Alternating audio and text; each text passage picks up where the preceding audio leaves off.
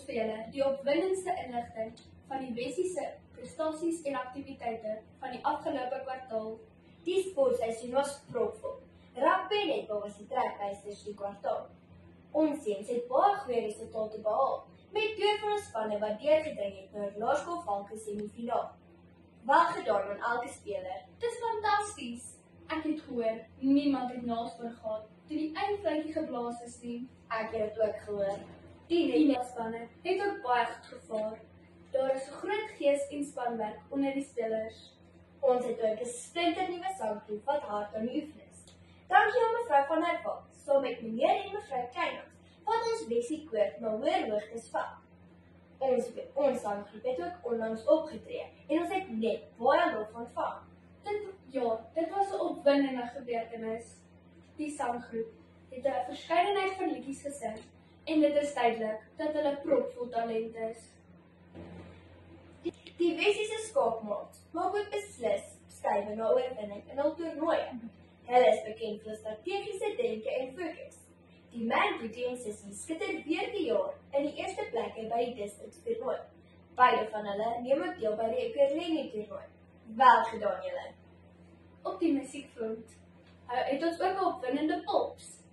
Die leerlinge en onderwysers het gewys dat die Wessie talent tops is.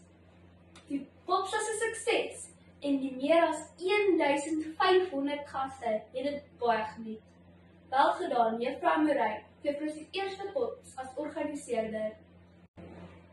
En nie te vergeet nie, die skool se spoggerige oopdrag was ook 'n groot sukses.